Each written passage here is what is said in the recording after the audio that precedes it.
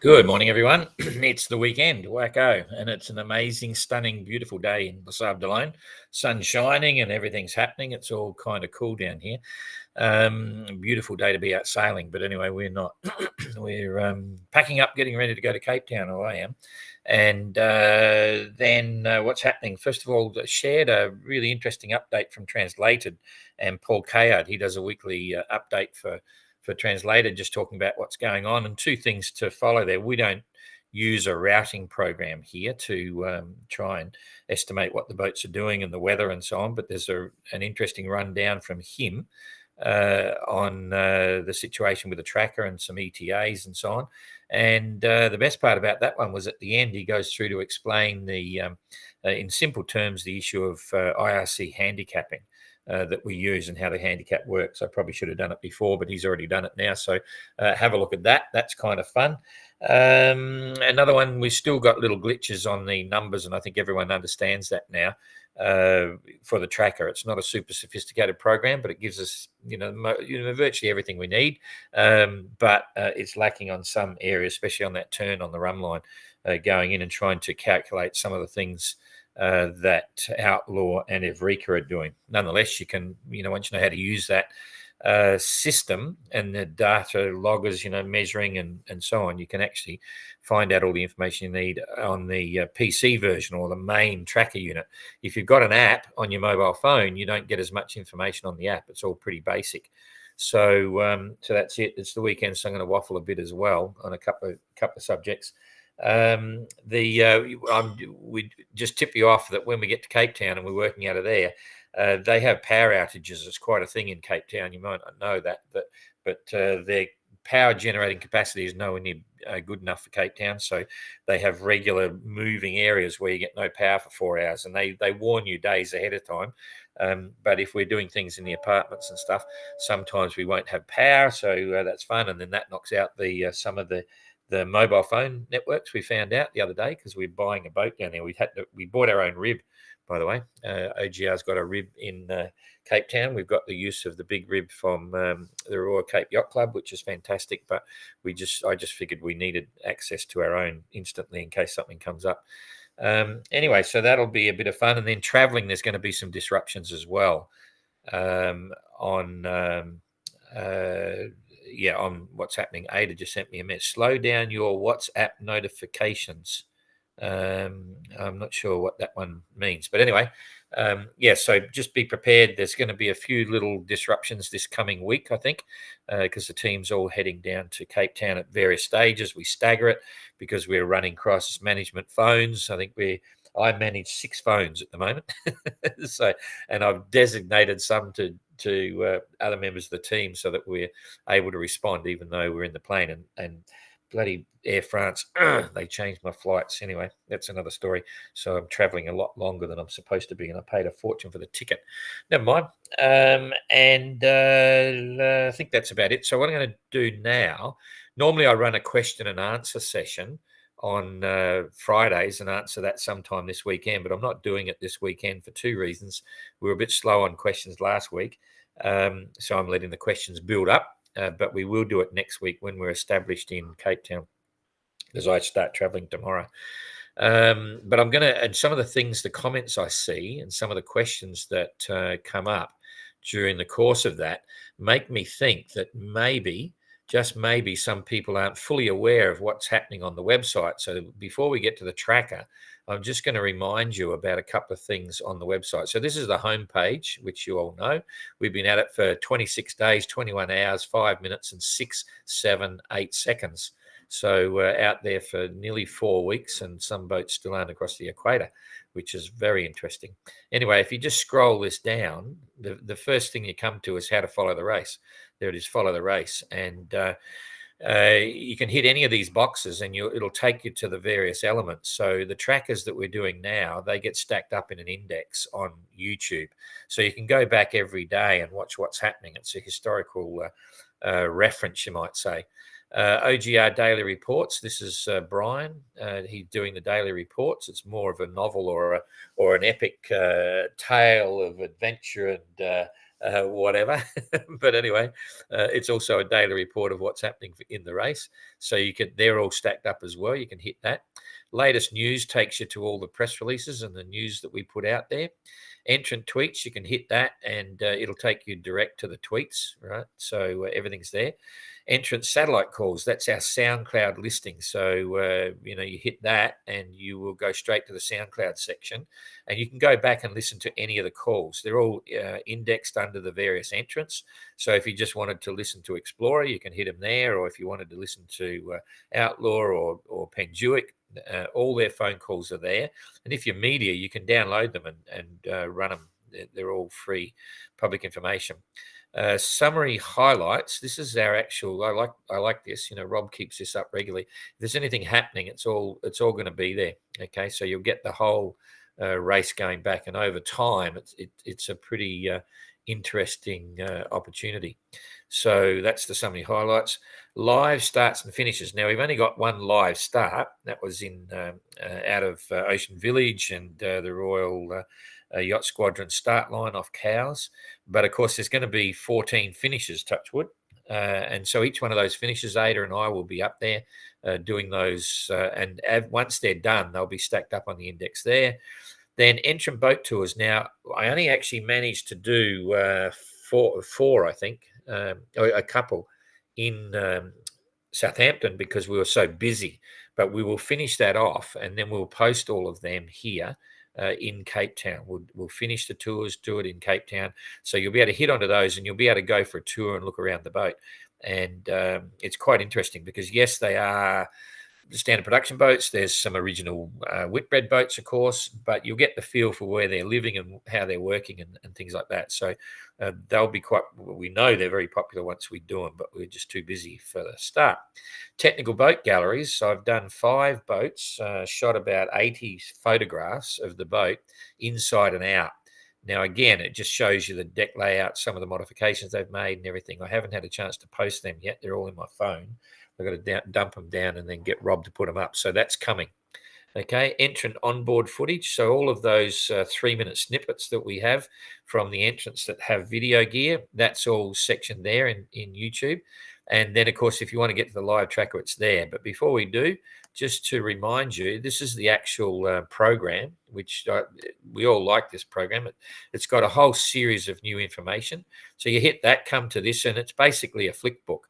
So you can actually just hit this and you can read the book. It's just like turning the pages. Okay, so you've got the whole program there, and there's some really good stories in there. So make sure on the weekend, perfect time to do it. You can go there and you can read all about lots of interesting things on the history of the Whitbread and so on. So that's the opening page. Then we usually have a featured video here, bits and pieces. There it is. There's a featured video, and scrolling down, you can get all sorts there, quotes from our key players. Links then again to SoundCloud. So this is linking into SoundCloud, into Twitter or X, and that's your social media feed. So that's coming onto Facebook. So you may hate Facebook. A lot of people hate Facebook and would never have anything to do with it. But we post a lot of material on Facebook. So if you want to watch it, you don't have to be a member of Facebook, and you can actually watch it online. Okay, so just remember that, because we do produce and put up a lot of stuff on Facebook, and if you're not following it there, you're going to miss out on some of the fun. So that's the reality. Back to the homepage now. Just coming across news, that's straightforward. If you hit that, you're going to go to the news section. Now, here, when on the race, if you come down, you'll see you've got an overview of what the concept of the race is. You've got the route maps there. You hit that, you've got an animated route map around the world, plus a printable one. You want to know about the race rules, there's like 50, 60 pages of notice of race. That's or the race rules. This one is just a generic on the race rules. Frequency asked questions, sponsors, all about the Globe Yacht Club, how it works. And this one's the notice of race. If you hit that, you'll see there you can download all the rules and regulations. So it's quite an interesting read, even if you're a non-sailor, because you'll see we have 2 types of rules. That's what I call the corny rules. And the corny rules, which can't be breached or you still get penalized, is like having cassette tapes. You can't have iPods, iPhones, you can't even have any Bluetooth headphones, because if you've got a Bluetooth headphone, who's producing the music? Where's it coming from? So they're the corny rules, and things like not being able to use your satellite gear and having to use a sextant and so on, or having a radio direction finder. But then you've got the proper race rules, and we're different than most other races because we don't have sailing racing rules. It's only collision regulations. There's all the safety regulations there, all the safety equipment we have to do in training. So it sounds boring, but it's quite an interesting read. We've got a forum which is not really active, but you could give it a try if you want to ask some questions and so on. The history of the race, this links to all of the movies. All right? A lot of people don't realize this either. So you want to watch the original films that were produced by the Whitbread for the 73 race, the 77 race, all the 80s, they're all there. You just hit on those and it'll take you straight to the movie and you can watch it, and they're fantastic fun. List of entrants are all there, and you've got all the past entrants as well. And if I hit this is in the program, of course. A lot of people wondering about, what were the names of the boats? Well, this gives you everything for the first 3 editions of the race. There's Sayula up the top, first place, the skipper Ramon Carlin, 12 crew, Mexico, and it gives you the length and so on, and the rig, and also the designer of each boat that was in the 73 edition there. It goes all the way down. There's Che, up the top with Che's there. Great Britain 2 here, number 6. So you can learn all about them. And then you've got the 74 race with Flyer, Connie van Richter again. All the rest of them are there, and also in the 81 race. So there's lots of fun stuff there in the entrance, and we've got crew stories and crew vacancies if we think there's a crew spot. The teams, well, that's just the entrance. That's pretty straightforward. I mean, not the entrance, that's us. We'll give you background on who's running the race and what we all do. And they're real pictures. I was laughing because we got a real picture of, that's one of Jane in Antarctica, and Georgie and Lutz, Jack, Ada, everyone's there, Marco, and so on. So you can learn about the team, the values, that's the principles and the ethos of the race, media, contacts, and live. So here we go, day by day. Remember, that takes you to all the social media in one spot. That's the timeline. And okay, now we can get on with the tracker. So now they've totally bored you for 13 minutes. I'm not sure who's still left there, but that's the rundown. And so we get onto the tracker. You know how to flash it up. We'll get it down here. First thing, hit the windsock, because that's going to give you the wind. We prefer windy wind rather than predict wind.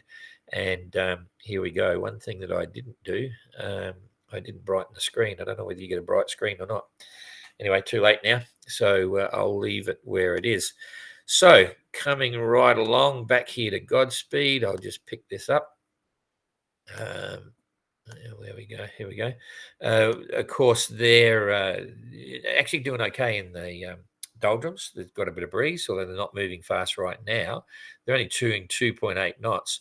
I'm not sure how much fuel they have on board, but we reminded them that they could actually motor through the doldrums if they want, because of their stopover, which isn't allowed. Getting full assistance to repair their boom. It knocked them out of the first leg. Now they're still in the race. They're still in the event, I should say. But they don't get any ranking from this leg of the race. It means they don't come first, last, or anywhere else. They just don't exist on the scoreboard for this first leg. So they'll be sailing the next 3 legs, but they're still absolutely in the event. So therefore, if they want to save time, they can motor. And we reminded them of that, but they can't motor all the way to Cape Town, of course, too far. So they'll use that strategically to help them through the doldrums, maybe. But there's certainly, even if you look at where it is now, these trades have hooked right up high, quite high indeed. If we put this in, it's the highest they've actually been. You can see here where everyone was staggering through the doldrums, and now it's basically wind. It's come right up the top. So Godspeed may do okay. Let's have a look after a day. That's a day later. Go look at that, plenty of breeze. That's cool. They'll like that. Another day, no breeze. They won't like that. So anyway, they're doing okay. So they're in touch, and Explorer is finally on the move. 6.9 knots, but they've only done 99 miles in the last 24 hours. So at least they're sailing, and they're not sailing towards Cape Town right now. They're getting pushed out to the west. So I hope they're holding high and they've just got a bad wind direction. Because there's a funny thing about sailing. If you want, it's very easy to be comfortable. But if you're trying to go down to Cape Town and the run line's this way, the closer you can hold up to the run line, the better. And if this graphic is right, they're not holding too high. So I hope they start to hook around as the wind swings, which it will do. Up here at this latitude, you can see it's coming up pretty. It's, it's just east of south. But over here, it's very much a southeasterly. So they should be able to do as the others have done and start hooking around later. In the meantime, Sterner has doing 7.1 knots, and he's done 135 miles in the last 24 hours. So pulled out, another 35 miles from Explorer. White Shadow, 168. So they've pulled out 68 miles on Explorer, doing 6.7. And Galliana flying at 8 knots, doing 152. So they've pulled out another, quite a chunk. So Explorer's still getting left behind, and hopefully they'll be able to push it up a little bit as time goes by. So what's happening in 24 hours for these guys? Not much change. Explorer will be still light, but that's okay. And the second day, not much change at all.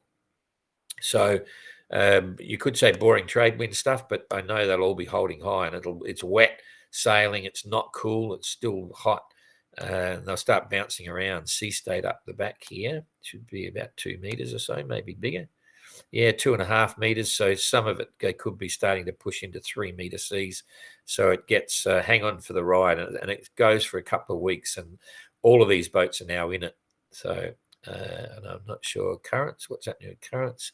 Nothing spectacular. Oh, White Shadow. Oh, these guys have got a good kick. It's probably 3/4 of a knot. So they're going to get maybe 12, 18 miles for free, which is cool. But then again, it's wind against current, which will make a short, steep sea because the wind is coming up this way. And even with that, you would notice the difference in the sea state. You'll probably be able to detect the current because they stand up a little bit more vertical when that happens. So that's kind of interesting. We've got to go back to wind. We don't want to sail on currents. Okay, so that's that one. And now we got Neptune. Neptune doing 7.3, 162 miles in the day. It's interesting to see some of the relative performance of the boats because when I see that, Neptune should be way ahead of Galliana. Okay, way ahead. And the split there on course, only about 165 miles. So it's only 1 day behind. So Galliana is doing well to keep up with Neptune. I know Neptune's they lucked out really badly in the doldrums. There's no question about that. Neptune didn't get dealt a good stack of cards. So, but nonetheless, Galliana is sailing well, and everyone suffered in the doldrums. So interesting. Triana, don't even talk about it. 7.7 knots. It's crazy. I don't know where they're getting it from. In fact, I do know where they're getting it from because they've got a couple of really, what I'd call tough nuts. They're really hardened sailors, been around the world too many times to count, and this is their business. It's what they do. And I think it's really showing. And in fact, the skipper, Jean, he was saying, we're going to need a couple of people when they get to Cape Town. Because it's just hard. He's saying it's hard work, and that's because he's the owner and he's sailing as hard as the other guys. And obviously the top guy's the mate is the sailing master, and he's probably calling the shots on how hard the boat is being pushed. And it really shows. You just never see this boat under 7.5 knots. They're just flying, which is really quite incredible. And I can mark that across. If you just got to look at basically on the hammer of the Spirit Equip. So, they're side by side. And the Spirit Equip is, big, powerful, light boat. And they should be way ahead of Triana. So I'm not saying Lionel and the boys and girls are doing a bad job at all. I'm just highlighting the fact that Triana is certainly performing way above its pay grade, if that makes sense.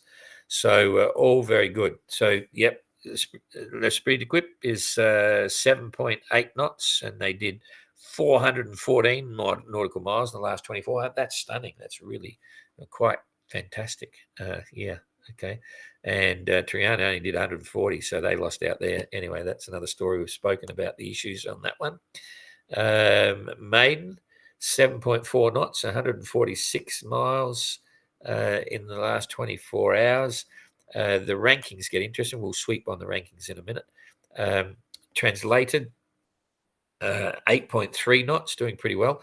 These guys here have got a bit more puff. You can see the color coming through the orange. As soon as you see the orange, is 28 knots minimum, and it's 28 gusting, the low 30s. So wet and woolly, and they seem to be holding quite high. Both of them. All these boats are on track. So translated, having a good time, having a lot of fun. And you look at the tweets, and it's a joke on all the boats. It's all about food. Even White Shadow comes in with a big menu. I've got no idea what Explorer's talking about. They said they got Halyard Gate, bloody Desaling Gate, bloody all these things. I don't know what the gate deal is, whether there's problems on all those issues or whether they're just, I'm not sure what's going on. Anyway, so that's cool. I know what's going on in Spirit Helsinki. They're getting wild because they can't get any weather reports, but that's the way it's done in the ocean if you're using a radio. But there is an issue with Cape Town, and we're trying to resolve that. Cape Town are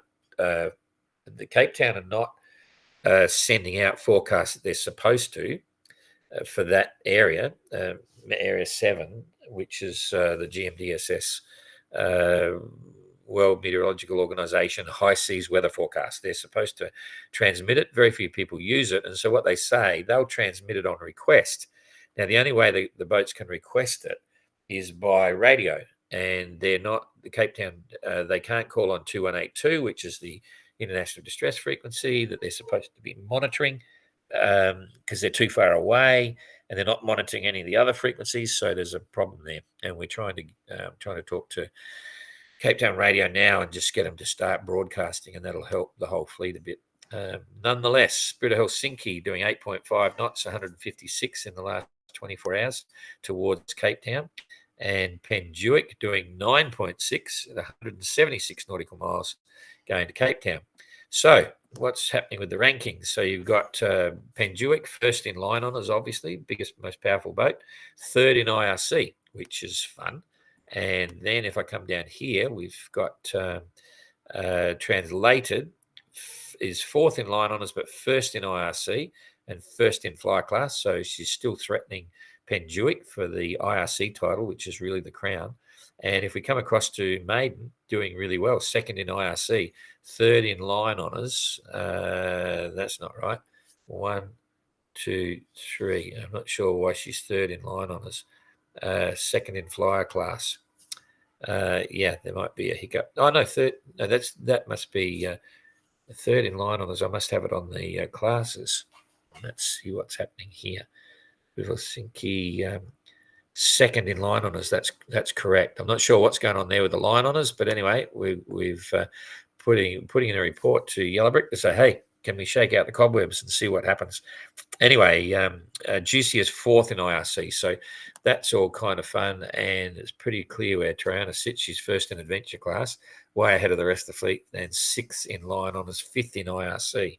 So I'm surprised about that actually, because I would have, if I had to pick any boat that's performing way ahead of where it should be, it's probably Triana, and she's showing fifth in IRC. So there might not be much in it in terms of where these guys sit. So what's the weather doing in the next couple of days? This one's a bit of a longer one because it's the weekend. I tend to waffle on a bit. Let's just see what's happening to the weather. Down here, we haven't gone across. No, I better finish this. I haven't done Evrika and Outlaw.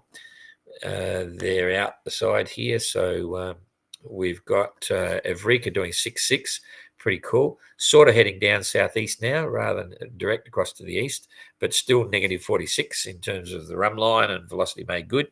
But forget about that. They're strategically placing themselves in a position where they hopefully can pick up some ground later on. Outlaw is definitely starting to hook ground now, 6.6 minus 33 in the last 24 hours.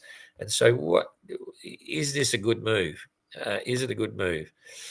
Rian, a friend of ours in Cape Town, who's giving us a lot of help, reminded me the other day when I read a comment. He said it was Isabella Tessier in the I think it was the second BOC in '86. I think it was the BOC Challenge was a single-handed race around the world, and she took the middle road down here to Cape Town, and she beat her nearest entrant by like 5 days or something. It was really super radical because the others all came around the western route, and they were bigger boats. I mean, she really cleaned it up, helped make her name in the sport, and she went on, in many other events later on. But that was probably, he was saying that's one of the only times it's really paid huge dividends.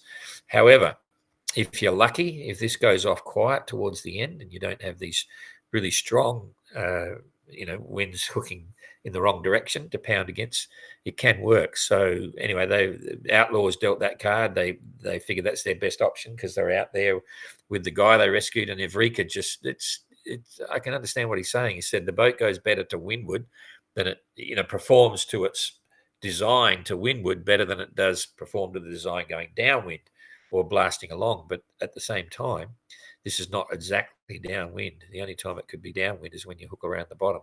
So fun to watch. So here we've got the high pressure system down here generating all this weather, and it's slowly moving out to the northeast. So let's just watch it and see how that goes. You can see, I'll hit it one by one. So you can see it's just generating the really strong southeasterlies, but it becomes more and more east. As this goes across to the other side, it goes more to the east. And then you can see here, Penduic's going light, but this ridge coming across is going to give a bit of a boost. And I think that's what they're going through. It makes me think they've got a weather forecast because they came down a little bit rather than just carry on this way, which would have been lighter. Because the quicker they can get down, they can get along this band of higher winds here. So anyway, we'll come back to the detail after, but push along a bit further, you can see clearly there's a great little slot here, and that looks to be what Penduic is after. So because as soon as you cross the other side of the ridge, which it goes the other way, you're looking at southeasterlies again. So it's a fine band. It's like sailing on the edge. If they can hook into that, they're going to do really well. And they need to get the weather forecast to do that. But then it starts to disappear, but it's still favorable because you're the bottom of this one. That area of no wind is the center of a high sort of thing, although it's squashed, but it still creates the wind direction this way. If you're on this side of it, you've got headwinds. Down here, you've got the favorable winds. And that sort of is a bit of an opportunity. Here it comes again. So that's on the 10th. This is 3 days ahead, and 3 days is about 450 miles. So 450 miles. There it is there. Penduic could still be riding this favorable stuff by the 10th, because that's where it is on the 10th. And let's just quickly push this through. Yep, that's all very favorable because there's the low pressure forming. They're going to hook on the back of that. That's going to drive their breeze. So a few of them, that's only 1 day though. That's the 11th. Then you got the 12th. But they're still, boy, you might be lucky. They could be on the top of this at that stage. So that's the 11th. They're making pretty good time. The 12th, then it gets a total mix-up. They're going to slow down because now you've come back. It's forming up into a high. So they've got to still keep coming down. That's on the 13th and the 14th. Okay, so there's the 15th. So I'm going to do a distance run here. So that's the 15th. So that's 5, 6, 7, 8 days. There's about 1,300 miles. So about 1,300 miles. So let's just see where they could be. Yeah, they're right about there. So they could still be riding this down right through on the 13th, and then it's decision time, because once you get in this zone here and you're southwest of Cape Town, you have to take a punt and sail to the mark. You can't keep going. You're sailing away from the mark, and if there's no wind there like that, it's a trap, and then you get caught there with nothing, and you've got to try and bridge this. But at the same time, this will either shrink around to like this, or it'll form up and keep moving towards the tip of Cape Town. And by the look of this, you can see how it moved just a little bit with the end of the forecast. you can sit in that hole for a long time. It can cost you 2 or 3 days, and this is the challenge. And you'll hear them all talk about, oh, we need to know where the center of the high is, but I got to tell you, it's all squashed up, and there's sort of no centers as much as lots of funny stuff going on. And boy, there's a big hole there. So, yep, I'd say it's looking more likely than not that the first boat might not be in until 17, 18. Maybe even a little bit more, but we'll have to wait and see. Okay, I think that's about it for that one. I'll come back here and I haven't bored you too much, and then I'll go through the see who's there and see if anyone can understand what I'm saying. Morning, and Brisbane's there. What's that? Marcel, g'day from the windy Brisbane. Can we hear the we can hear the sound. Oh, that's good. Cheapest. You got me worried then, Ada.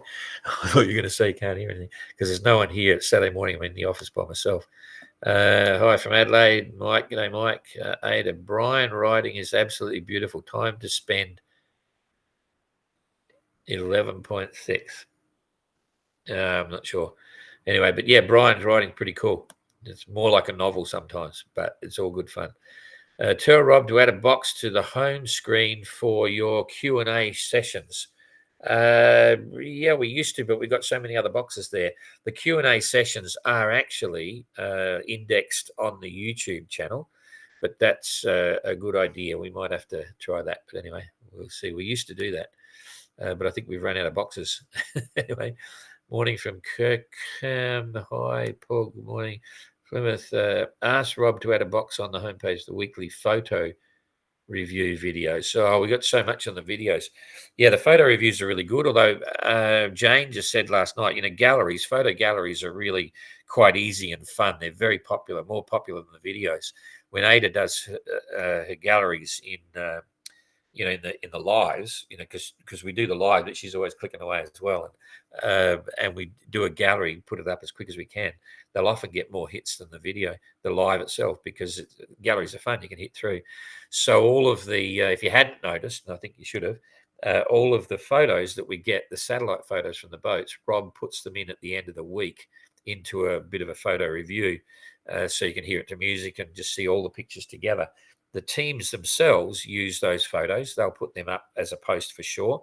We don't necessarily put them up on OGR social media straight away. Exceptional ones we would, but we usually also let the teams break the news first. Like the current video from Penjuic was really a nice one. It was very good. As soon as we saw it, so wow, that's cool. But we had to wait until we didn't have to. But we wanted to wait out of a courtesy for them to post it first on their page. So you want to like their pages, or all the entrants, like all their social media. And then once they put it up, we'll put it up on OGR. So yeah, but everything's indexed on the YouTube channel. Rob's kept it very busy.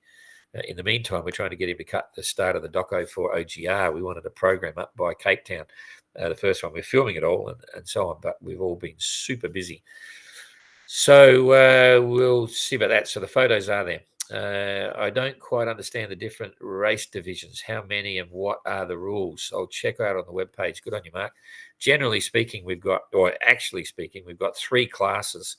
The first one is called Adventure Class, after the British military entry in the 1973 Whitbread. And they nearly won that race, but they had a steering problem. At the end, they swapped their whole crews for every leg of the race.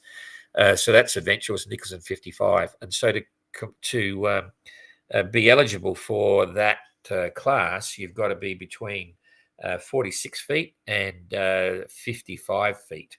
And that's where you've got a lot of swans. There's a Baltic 55 there, which is outlaw. And we thought we were getting a Baltic 51, but we don't. We have there's a lot of others that qualify for that class.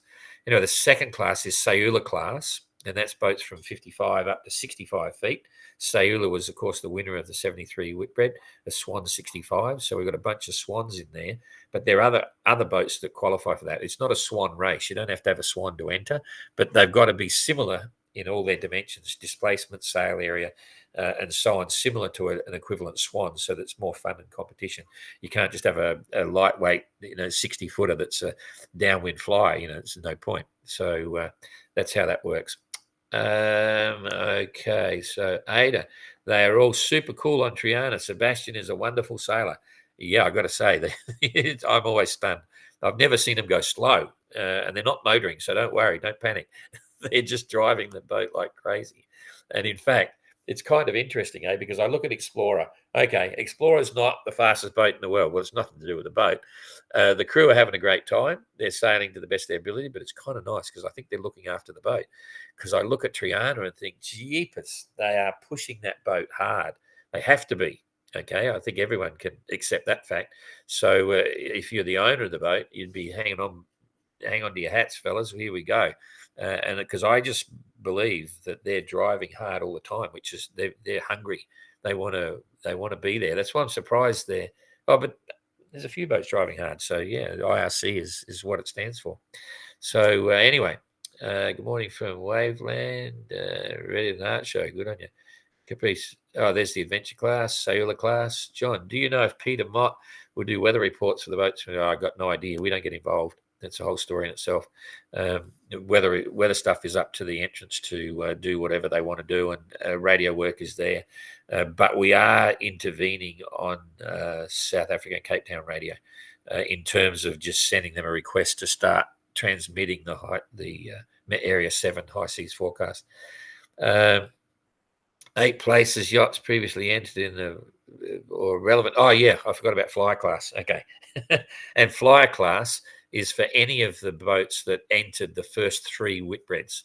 Okay, so all of the boats in flyer class are boats which have entered the first 3 Whitbreads. Okay, and in 2027 edition of the Ocean Globe race, and we've already got people lining up for that. In fact, we'll be opening the entries for 2027 very soon because there's a few people already into it and they want to get in.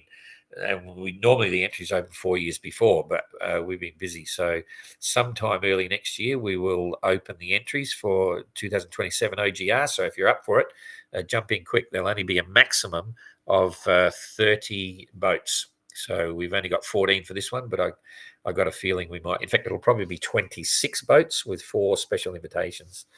So anyway.